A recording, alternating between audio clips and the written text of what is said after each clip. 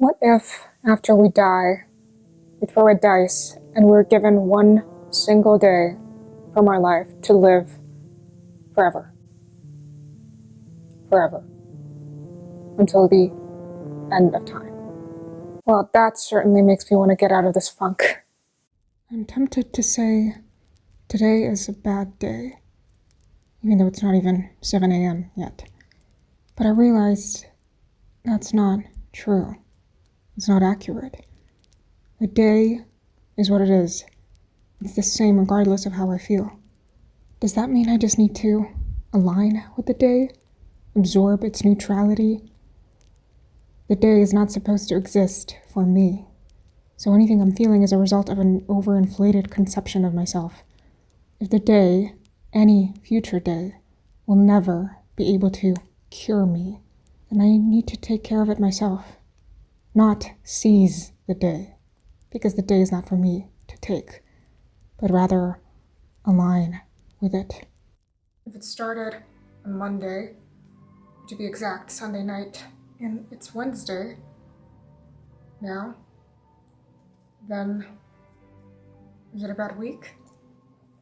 I see things in absolutes. So when I'm having a bad day, I need to very, very actively remind myself that it's only temporary, because obviously it is. And of course, I am all for getting in touch with one's feelings, with one's sadness, anger, or whatever it is that someone is feeling, but certain bad days are so unfeeling. Moments when you feel so terrible, and yet you feel nothing at all. And those bad days are cold and confusing, and you don't know what's going on. But those days exist. Days when I latch onto negative feelings almost out of some sort of principle rather than actual instinctual feeling. And then I need to remind myself that self-care is a job. It's not glamorous. It's not fun, at least not always, or not to me. But it is something that needs to be done. And I guess it could also be a way of taking a risk, trusting yourself, which doesn't always come easily to me. This day can go either way depending on what I end up doing, and I may not be very productive, I may not be very happy, but if I keep saying it's a bad day, it's nothing but my skewed view of it. The day always is only a day, and I am only me, and that makes things harder and easier because it makes things confusing. During this kind of a bad day I'm describing here, we're vulnerable, we're helpless, like children, but we're also scared and suspicious, like parents. We become overprotective and we shelter ourselves, not trusting that we can deal with life because of how we're feeling, or not feeling. And we often do it out of love because we do want what's best for ourselves. And we're angry that we're incapable of it, so we indulge the bad day, hoping it will take pity on us, treating the day as if it is intrinsically bad. Maybe instead of parents, we need role models. But the problem with this is that we need role models for feeling and not just doing. But no one knows the patterns and intricacies of our own feeling than ourselves, which means we need to be our own role models. And how do we do it other than through experience? And how do we experience it if we don't believe we can?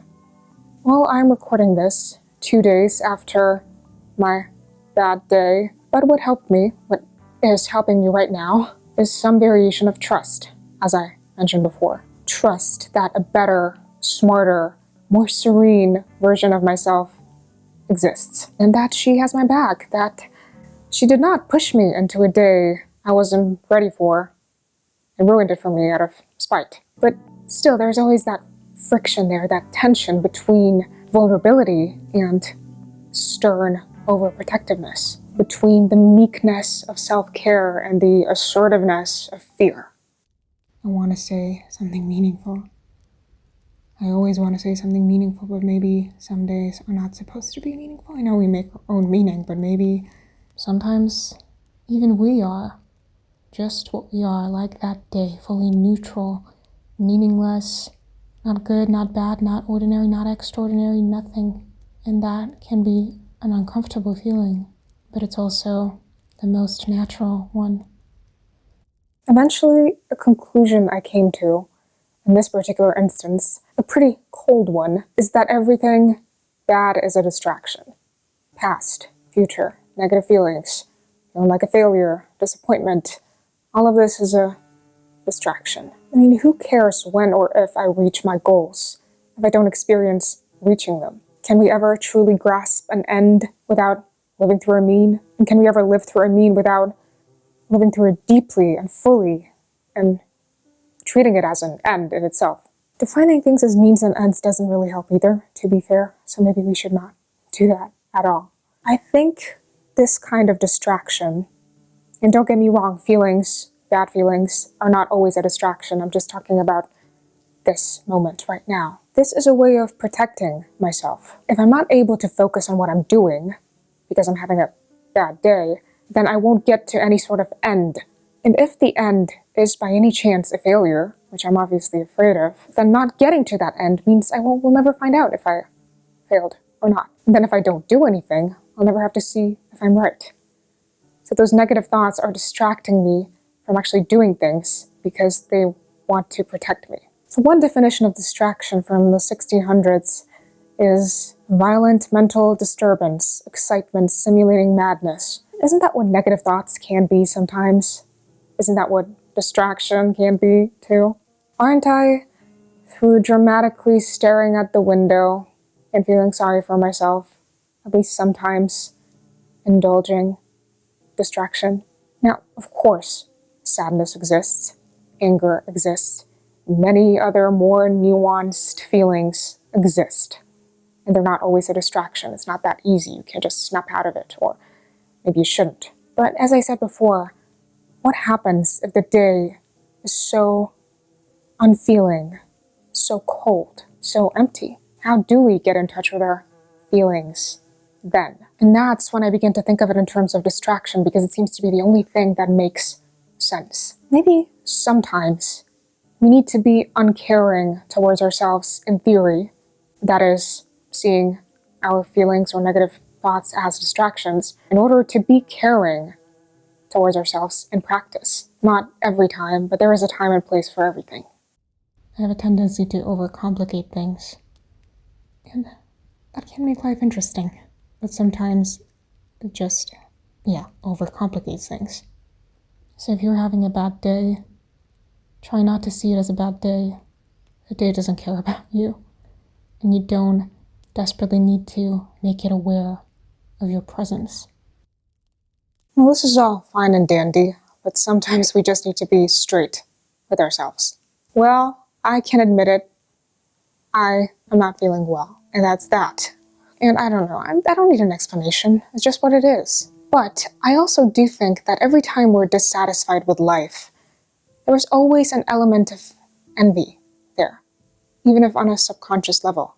Because if we don't have something that we want, there is someone who inevitably has it, as far as we're concerned, at least. And there are a couple of definitions of envy I picked up when I was reading about it. One is the almost frantic sense of emptiness inside oneself, as if the pump of one's heart were sucking on air. And the other, to trace it etymologically, is non-sight, from Latin, invidia. And sometimes the bad days, especially those cold, vapid bad days, are when we close our eyes, we don't see, and we trust that frantic sense of emptiness. We see and feel through emptiness. On these bad days, we love and hate ourselves too much to exist. And we distract ourselves to protect ourselves because we don't believe we're capable of having a good day, of making the day good. And we don't even have it in us to define what we're feeling, so we're not able to process anything. It's even harder when we don't see, when we don't let ourselves see. And if a bad day stems from feeling too much, then sometimes there's no way around it. You have to go through it and feel it. But when a day is so cold and unfeeling, which is scary, then you have to deal with it through feeling. But the only way to feel, and hopefully to feel good, is through living deeply, living fully. even if it feels like nothing makes sense. You won't begin to feel anything good organically if you don't start living, if you don't prioritize living. And I don't mean accomplishing, producing, but just simply living. And you won't let yourself live if the bad day or the empty day distracts you. Of course, it's more complicated than that. Everything is more complicated than everything. But this time around, I've analyzed my recent bad day in this way, and that helped. And then, as the story goes, I overcomplicated things, which I love to do, and it made me feel better instantly. I'm aware that this may not work for everyone. I'm intentionally sitting on the floor.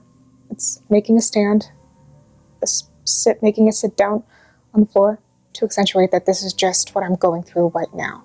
It's very immediate, so it's not well thought out. But let me know if you like this kind of thing or if you prefer something more polished. So, have a good day or a bad one, and then overcomplicate it until it simplifies itself.